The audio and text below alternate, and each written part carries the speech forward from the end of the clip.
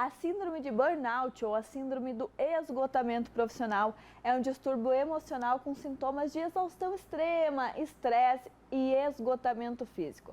A psicóloga Cíntia Rodrigues está conosco para bater um papo sobre esse assunto. Cíntia, eu expliquei certo? É isso que é o burnout? Tudo bem? Boa tarde a todos.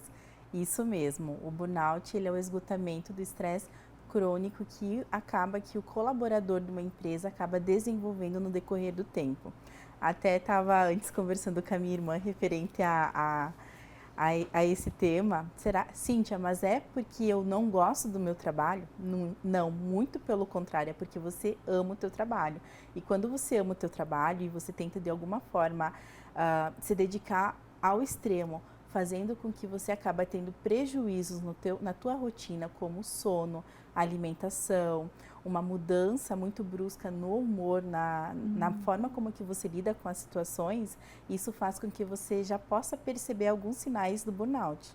E quais são os sintomas? Além dessa questão do estresse, do humor, a gente tem sintomas na saúde também do burnout? Sim, tem na saúde, porque o que acontece? Você acaba fazendo uma descarga de estresse muito grande no teu próprio corpo, na tua mente, sabe, no teu cotidiano, que você começa a perceber o quê?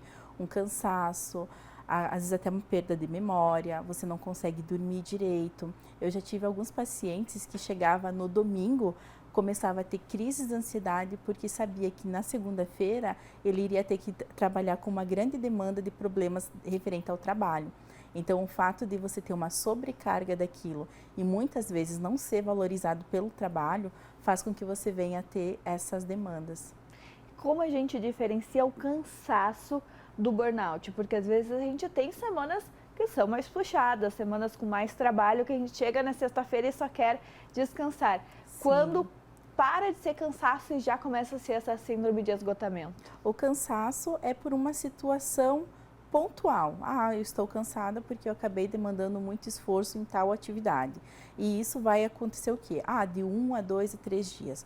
Mas quando você percebe que aquele sintoma está se intensificando e prolongando por mais do que um dia, 2, 3, uma semana, 2 semanas, 3 semanas, você já precisa ficar atento, porque muitas vezes você vai ficar agressivo com a sua própria família. Se alguém falar, bom dia para quem, entendeu?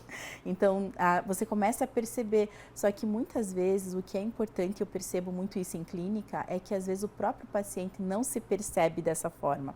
Então, às vezes, o que acontece? Precisa que alguém sinalize, peça que a pessoa relaxa, consiga parar um pouquinho. E muitas vezes, quando você vai falar para alguém que está com síndrome de burnout, você deveria descansar um pouquinho, a pessoa leva como uma ofensa.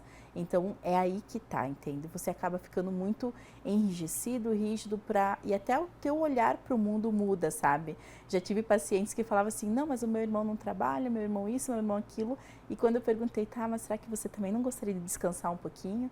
Você não gostaria de ter tanta responsabilidade como você gostaria de ter? Aí eu mostrei para ele, pontuei o que ele estava vivenciando era a síndrome de burnout.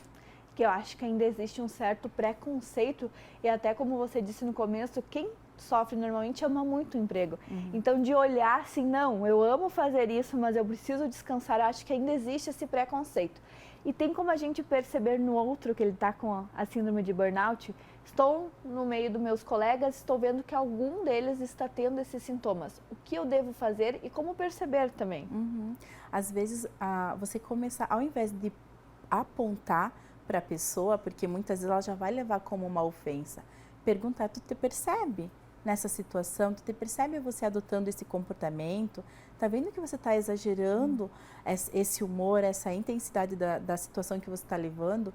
E a pessoa começa, quando tu chegar e perguntar para uma pessoa, tu te percebe? Ela já fica assim, mas como assim?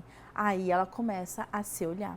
Por isso que é muito importante, o que eu sempre acabo frisando, é que todas as pessoas devem tentar, de alguma forma, cuidar da tua saúde, fazer exercício físico, cuidar da alimentação, ter um tempo de lazer e não se sentir culpado principalmente por isso. Porque aquela pessoa que tem a síndrome de burnout, quando está no momento de lazer, ela só pensa em trabalho.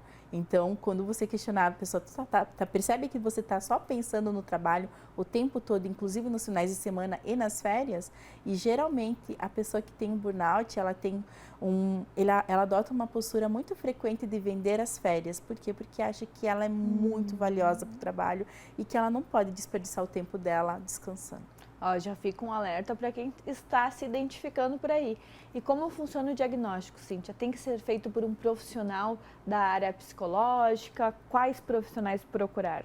Olha, o profissional do psicólogo pode estar diagnosticando, psiquiatra, alguns médicos gerais, clínicos gerais, e também alguns dentistas também conseguem dar esse diagnóstico porque percebe o enrijecimento dos dentes, sabe? Você acaba desenvolvendo bruxismo por conta do estresse. A gente falou de bruxismo esses dias, até no quadro que a gente tem aqui, Fala Doutor, falando disso também, que o bruxismo muitas vezes vinha do estresse das pessoas. E como é o tratamento? É feito por medicamentos? É só descansar? Como funciona? Olha, quando você percebe, muitas vezes você já está no limite da situação.